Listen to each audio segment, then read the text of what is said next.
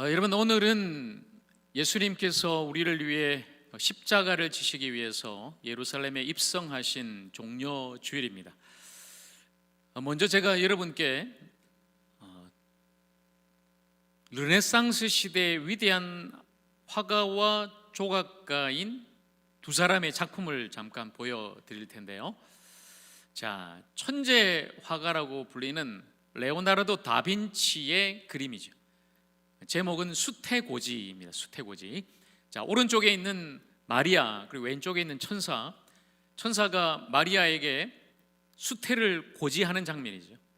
너가 성령으로 이제 잉태하고 아들을 낳을 것이다. 하나님의 아들을 낳을 것이다. 자, 그 그림인데요.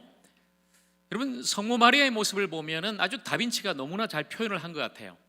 아주 순결한 여인의 모습과 함께 그 수태고지를 받았을 때 그 놀람, 자기가 지금 처녀인데 어떻게 아이를 잉태할 수 있는가, 그 놀람의 어떤 모습 잘 나타나 있죠. 자, 또 한 가지 작품은요, 같은 동시대의 아주 위대한 조각가죠. 이 사람도 물론 천재입니다. 미켈란젤로의 조각 피에타입니다. 피에타. 대리석으로 여러분 조각을 한 거예요. 그림도 어렵지만 여러분, 돌을 깎아서 저렇게 만든다고 하면 생각을 해보세요. 자, 앞서 수태고지가 마리아가 예수님을 처음으로 만나는 장면이라면, 이 조각은 마리아가 예수님을 마지막으로 떠나보내는 장면이죠. 십자가에 달려 돌아가시고 이제 그 예수님을 품에 안고 있는 마리아의 모습이에요. 자, 저 마리아의 모습, 특별히 얼굴을 보시면 너무 슬프고 그 고통 가운데 말할 수 없는 그 비애가 느껴지죠. 앞서 그림과는 너무나 다르죠. 그 순결함과 깨끗함, 그 놀람의 모습이라면 앞에 다빈치의 그림이, 이 미켈란젤로의 조각에서는 피에타, 슬픔, 비애를 느끼게 되는 것이죠. 자, 오늘 여러분 종려주일인데 제가 이 마리아의 관점에서 예수님과 십자가를 한번 생각해 보려고 합니다. 물론 여러분, 마리아는 가톨릭에서 그렇게 하는 것처럼 성부, 성자, 성령, 하나님처럼 마리아를 성모라고 가톨릭은 섬기죠.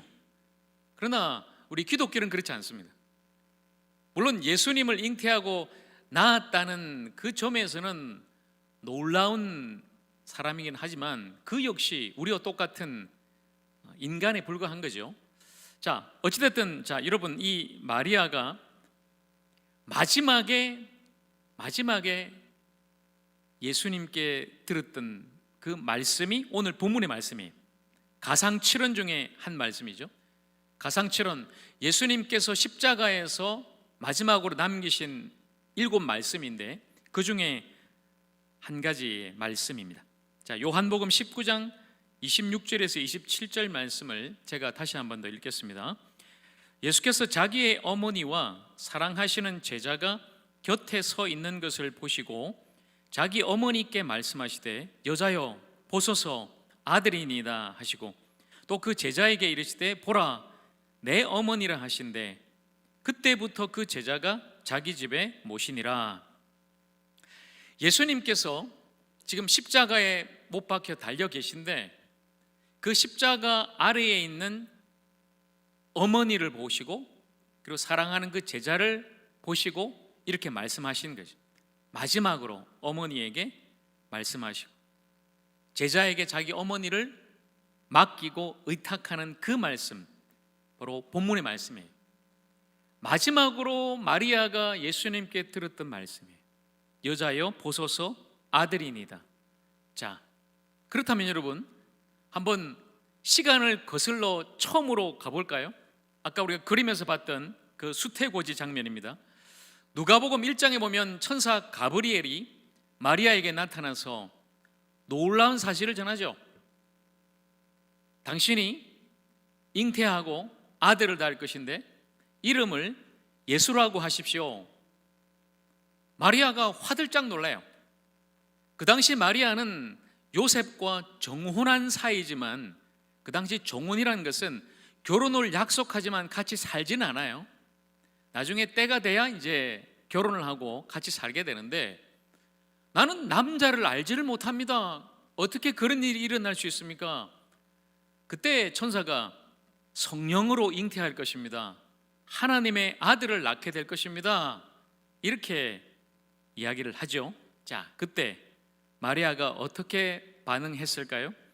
누가복음 1장 38절 말씀입니다. 우리 같이 한번 읽어볼까요? 마리아가 이르되 주의 여종이오니 말씀대로 내게 이루어지이다 하매 천사가 떠나가니라. 여러분, 있을 수 없는 일이잖아요. 어떻게 처녀가 아이를 낳을 수 있습니까? 그런데 자기에게 그런 일이 일어난다고 천사가 이야기했을 때 마리아는 믿음으로 그것을 받아들이죠. 어쩌면 이것은 목숨을 건 순종입니다. 그 당시 여러분, 정혼한 마리아가 아기를 갖게 되면 결혼을 약속한 요셉 입장에서는 어떨까요, 여러분? 아니, 지금 같이 살질 않았는데 결혼을 약속한 자기 예비 아내가 지금 아기를 가진 거예요. 그리고 자기 가족들한테는요, 마을 사람들한테는 어떻게 될까요? 율법적으로는 돌에 맞아 지금 죽어야 되는 그런 상황이죠. 그런데 마리아는 이것을 받아들입니다. 말씀대로 내게 이루어지길 원합니다. 마리아. 자, 그리고 그 예수님을 구유에서 만나게 되죠. 예수님이 잉태되는 것도 아주 놀랍지만 예수님을 지금 출산할 때도 말구유에서 하게 되죠. 그렇게 마리아는 아들을 낳게 됩니다. 가족이 탄생하게 된 거죠. 육신의 아버지는 요셉이고 어머니 마리아, 아들은 예수님. 그렇게 아들을 낳습니다. 그런데 그 예수님이 이제 어릴 때, 예수님의 12살 때의 행적이 누가복음 2장에 기록되어 있는데요, 유월절 절기를 지키기 위해서 가족이 함께 예루살렘에 갔습니다. 수많은 사람이 예루살렘에 올라갔을 거예요. 그 당시 예루살렘에 너무 많은 사람이 모이니까 아마 요셉과 마리아도 좀 정신이 없었겠죠. 당연히 우리 무리의 일가 친척들이 함께 갔으니까 아들 예수님도 함께 있겠지 생각했는데, 한참 자기 집으로 나사렛으로 돌아가는 길에 보니까 아들이 없어졌어요. 오, 큰일 났다. 아들을 지금 잃어버린 거예요. 혹시 여러분들 중에 어릴 때나 뭐 자녀들 좀 잃어버린 그런 경험한 그런 분 계세요? 제가 큰딸이 아주 어릴 때, 그것도 어디서 잠깐 잃어버리냐면 외국에 나갔는데 공항에서 아이가 없어진 거예요. 눈앞이 캄캄한 거예요. 정신이 하나도 없어요. 저하고 아내하고 막 그 딸을 찾느라고. 그것도 외국이니까 뭐 말이 통하겠어요. 뭐 공항이니까 사람 얼마나 많아요. 잠시 그냥 뭐 하고 있는데 아이가 없어진 거예요. 물론 결국 찾았습니다. 찾았으니까 지금 저 방송실에서 지금 하고 있겠죠. 근데 뭐, 여러분, 마리아 생각해 보세요. 아들 예수가 지금 없어졌으니까 얼마나 마음이 힘들겠어요. 예루살렘을 다 뒤지고 있는데 가보니까 어디 있어요? 예루살렘 성전에 가 있는 거죠. 그리고 예수님 찾아서 마리아가 이야기합니다. 네 아버지와, 지금 네 아버지는 누구예요? 요셉이죠. 네 아버지와 내가 지금 근심하여 너를 찾았는데 너 뭐 하고 있냐? 그런데 예수님이 어머니한테 어떻게 대답합니까? 나는 내 아버지 집에 있는 것이 마땅한 것입니다. 여기서 예수님이 말한 아버지는 누구예요? 요셉이 아니라 하나님이죠. 내가 하나님의 집에, 바로 이 성전에서 하나님의 말씀을 함께 듣고 나누는 것이 마땅한 것 아닙니까? 자, 물론 여러분, 아들을 찾긴 찾았습니다마는 엄마는 너무 놀랬죠. 근데 엄마한테 하는 말도 뭔가 의미심장해요. 좀 엄마 내가 잘못했어요 이런 게 아니죠. 당당하게 나는 내 아버지 집에 있는 것입니다. 예수님이 정말 부모님 말 잘 안 듣는 그런 반항하였을까요? 아니죠. 여러분 누가복음 2장 51절에 보면 예수께서 함께 내려가사 나사렛에 이르러 순종하여 받드시더라. 예, 부모님 잘 순종하고 받드셨다 이렇게 말씀이 돼 있죠. 자, 그 뒤에 이제 예수님이 처음으로 기적을 일으킨 사건, 우리가 잘 아는 가나의 혼인잔치입니다. 혼인잔치 하는데 포도주가 떨어졌어요. 그 사실을 어머니 마리아가 예수님께 일러줍니다. 자, 그때 예수님께서 어머니 마리아에게 뭐라고 말씀하셨을까요? 요한복음 2장 4절의 말씀입니다. 우리 같이 읽어보겠습니다. 예수께서 이르시되 여자여 나와 무슨 상관이 있나이까 내 때가 아직 이르지 아니하였나이다. 많은 분들이 이 구절을 읽으면서 좀 충격을 받죠. 아니 어머니한테 말하는 투가 이 뭐예요 지금? 여자요 이러는 거예요. 어머니도 아니고. 물론 어머니라는 단어가 따로 있습니다. 메테르라는 단어가 있어요. 그런데 여기서는 귀나이 여자여라고 부르는 거예요. 여자여. 요즘 같으면 귓방맹이 맞을 말이죠, 어머니한테. 그런데 여러분이 오해하시거나 착각하시면 안 돼요. 예수님께서 자신의 육신의 어머니 마리아한테 함부로 그냥 이 여자 이렇게 부른 게 아니란 말이죠. 이 귀나이라는 이 단어에는 굉장한 존경심이 담겨져 있는 예의를 갖춘 그런 말이에요. 여인이여, 여자여. 나와는 지금 이게 상관이 없습니다. 예수님이 지금 뭐하러 이 땅에 오신 거예요? 인간의 몸을 입고 왜 이 땅에 오셨습니까? 우리를 구원하시기 위해 오셨죠. 무엇으로요? 십자가로 말입니다.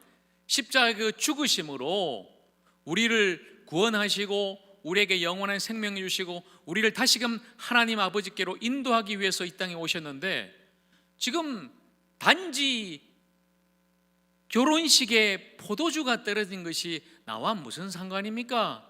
아직 내 때가 아닙니다. 내 때라면 뭐예요? 하나님의 시간. 예수님은 하나님의 그 섭리와 계획과 뜻대로 움직이시는데 아직 내 때가 아닙니다라고 어머니한테 말씀을 한 거죠. 어쨌든 마리아는 믿음을 가지고 기대감을 가지고 하인들한테 예수님이 너희들한테 말하는 대로 잘 순종해서 한번 해봐라 이렇게 또 이야기를 합니다. 정중한 거절에도 여전히 믿음으로 마리아는 기대하고 있죠. 예수님께서 하실 일을 모른 채 그 십자가가 예수님께서 하실 놀라운 구원의 사건이라는 것은 마리아는 전혀 모르고 오늘 이 가나 혼인잔치 사건에서 어찌됐든 이 마리아가 중요한 역할을 한 것은 사실인 것 같습니다.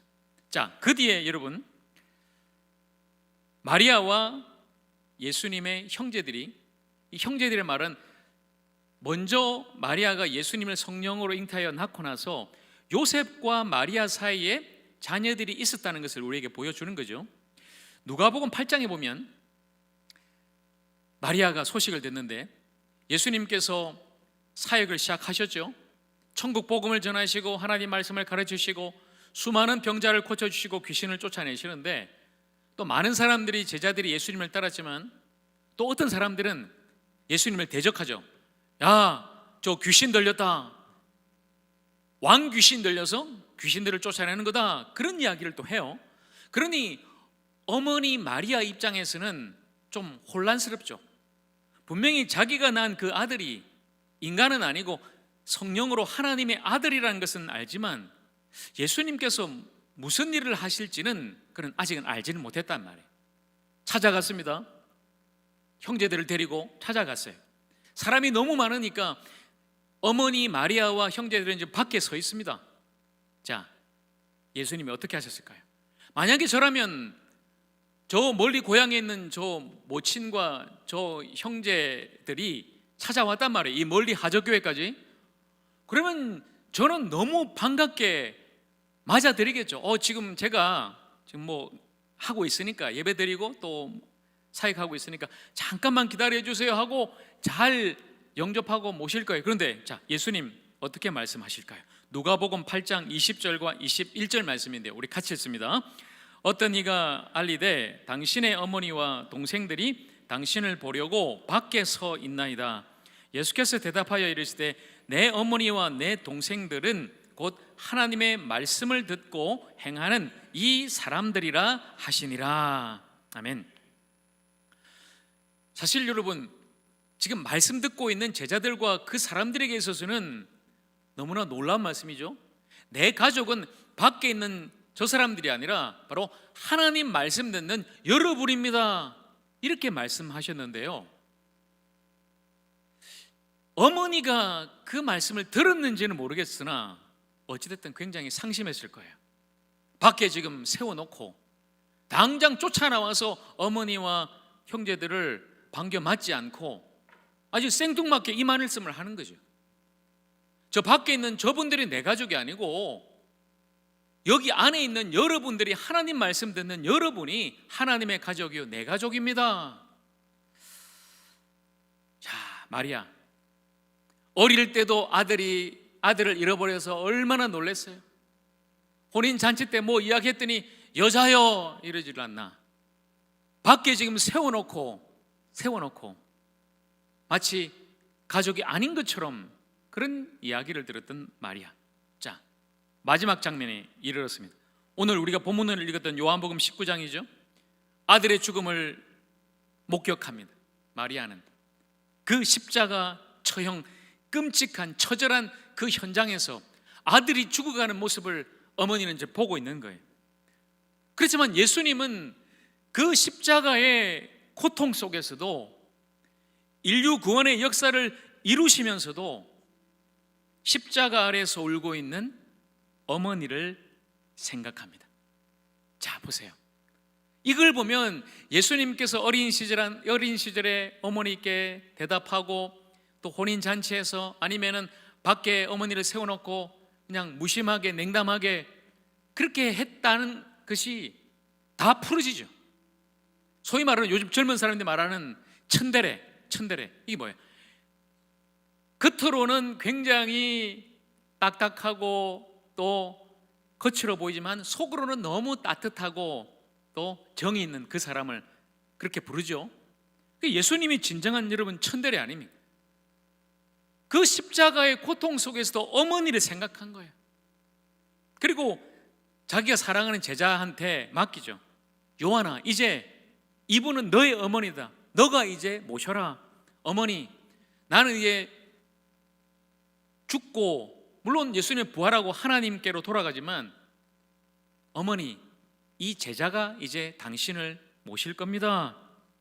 전성에 의하면 그 제자 요한이 끝까지 어머니 마리아를 모셨다고 그래요. 다른 제자들은 빨리 순교하고 죽었어요. 그러나 요한은 순교하지 않았죠. 물론 여기에도 이유가 있을 거예요. 끝까지 살아남아서 예수님의 육신의 어머니인 마리아를 복양하고 섬겼다라는 그런 전성이 있죠. 십자가 아래에서 새로운 가족이 탄생된 것입니다.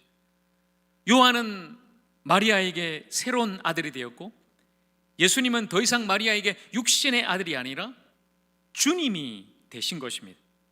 예수님이 마리아의 아들이 아니라 마리아가 이제 예수님, 바로 하나님이신 그분의 자녀가 된 것이죠. 여러분, 마리아가 이 사실을 믿었을까요?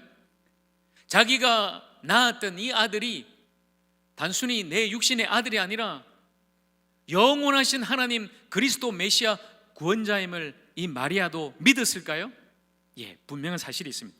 사도행전 1장에 보면요, 예수님의 그 십자가와 그 부활을 믿고 예수 그리스도를 나의 구주로 고백했던 그 사람들이 함께 모였죠.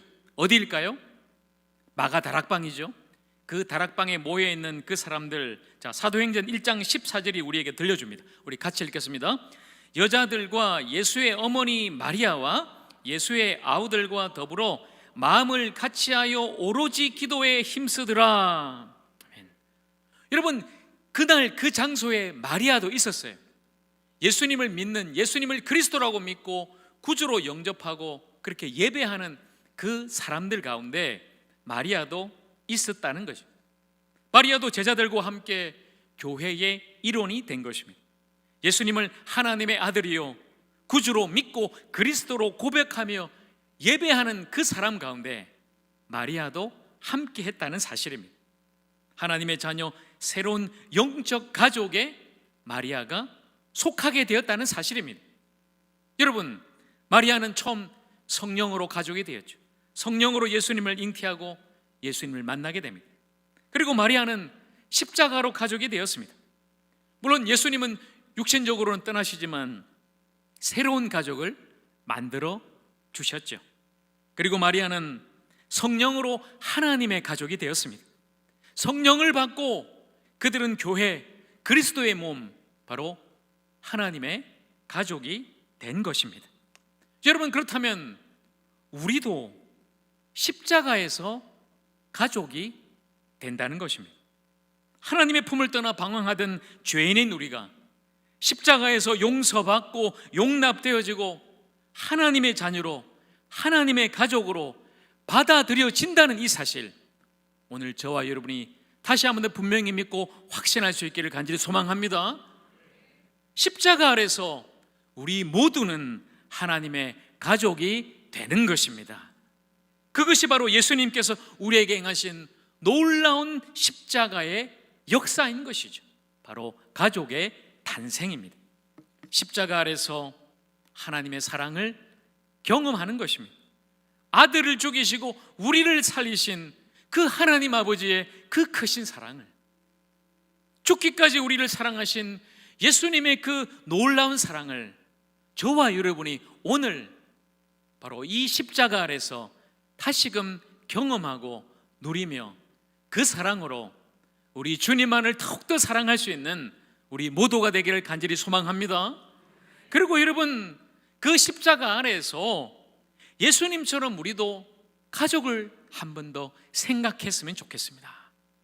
내가 죽고 너를 살리는 십자가만이 가족 사랑의 원천이 된다는 것입니다.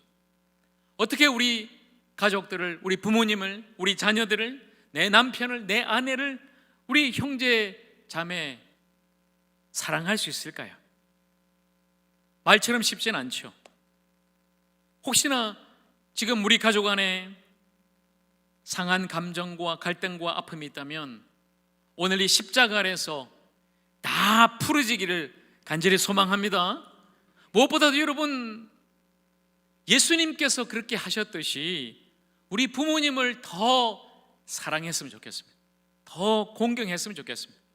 특별히 나를 낳아주신 우리 친부모님뿐만 아니라 우리 시부모님, 그리고 장인 장모님도 마찬가지죠. 물론 어려운 것은 압니다. 제가 볼 때는 인류가 풀 수 없는 영원한 숙제예요. 이 시부모님의 문제는. 그죠? 어떤 사람은 그렇게 이야기해요.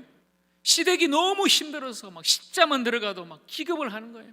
시금치도 안 먹고 막 시편도 안 읽고 시자만 들어가면, 여러분, 혹시 여러분 그런 분 계세요? 그렇지만 여러분, 얼마나 우리 시부모님 잘 모신 분들 여기 계시잖아요. 너무 감사하죠. 자녀들은 어떻습니까, 여러분? 여기 계신 분들 사실 부모님 섬기고 공경하고 또 시부모님께 다 모셨어요. 그런데 지금은 그렇진 않잖아요. 나는 이렇게 모셨는데 왜 우리 자식들은 나한테 이렇게 못하나? 때로는 섭섭한 마음이 들고 자식들 참 아플 때가 있어요. 그러나 여러분 기억하세요. 내리사랑은 있어도 치사랑은 없다. 이게 무슨 말입니까? 윗사람이 아랫사람 사랑하는 내리사랑, 부모 사랑은 있지만 치사랑이라는 말은 아랫사람이 윗사람 사랑하는 것, 자녀가 부모 사랑하는 것은 없다는 거예요. 여러분, 그래요. 우리 부모님들 그런 마음으로 자식들을 낳고 그렇게 지금 키워오셨잖아요. 그렇다면 자식들을 끝까지 내리사랑으로 안아주십시오. 부부끼리는 어때요? 그런 말이 있죠. 사실 부부는 어떤 사이다? 로또 같은 사이다. 로또 같은 사이. 대박입니다. 대박이 아니라 뭐예요? 절대로 안 맞는 사이라는 거예요. 로또 같이 절대 안 맞다. 공감하시는 분이 많이 계신 것도 우리 성가대. 남편하고 아내하고 절대 안 맞아요. 그렇게 만났어요. 하나님이 그렇게 붙여주신 거예요. 그렇다면 여러분, 당신이 나한테 맞춰, 이게 아니에요. 내가 맞춰주는 거예요. 이해해 주는 거예요. 공감해 주는 거예요. 서로 하나됨으로 서로 사랑하면서 그렇게 함께 나가는 게 부부 사이 아니겠습니까? 여러분, 형제 자매 사이도 마찬가지겠죠. 여러분, 혹시나 지금 우리 가정 안에 그런 아픔과 깨어짐과 상실감이 있다면 오늘 정말 주님의 사랑, 십자가의 사랑으로 다시 한번 더 회복되고 다시 하나 되는 우리 모든 가족들이 되기를 간절히 축복합니다. 우리 사랑하는 성도 여러분, 십자가 아래서 우리 모두가 한 가족임을 우리 다시 한번 더 기억하십시다. 우리는 모두 십자가 아래서 예수님을 만나야 합니다. 누구든지 예수님을 나의 구주로 믿고 영접하면 하나님의 가족이 될 수 있는 것입니다. 하나님의 자녀인 우리는 영적인 가족으로 하나 됩니다. 십자가 아래서 교회는 서로 사랑하는 형제와 자매 지체가 되는 것입니다. 하나님 아버지를 사랑하고 형제 자매를 사랑하는 바로 한 가족 교회가 되는 것입니다. 여러분, 십자가를 바라볼 때마다 마지막 순간에도 어머니를 생각하고 사랑하신 예수님을 기억하십시오. 그리고 무엇보다 누구보다 내 가족을 사랑할 수 있는, 십자가의 사랑으로 사랑할 수 있는 저와 여러분 모두가 되기를 주님의 이름으로 간절히 축복합니다. 그리고 주님의 그 십자가를 바라볼 때마다 그 십자가의 놀라운 은혜와 사랑으로 나를 하나님의 가족으로 받아주시고 영원한 생명 주신 주님의 그 은혜에 감사하며 살아가십시다. 그래서 이제 우리 한 가족 되었으니 우리 하저교회 한 가족 아닙니까? 하나님의 가족이죠. 가족된 우리 서로를 사랑하면서 무엇보다도 주님을 사랑하고 교회를 사랑하고 우리 지체들을 더욱더 사랑하면서 그 사랑으로 함께 나아갈 수 있는 저와 여러분 우리 모두 하저교회 되기를 우리 주님의 이름으로 간절히 축원합니다. 날마다 그 십자가의 사랑으로 주님 사랑, 가족 사랑 실천하며 살아가는 우리 모두가 되기를 간절히 축원합니다. 기도하겠습니다.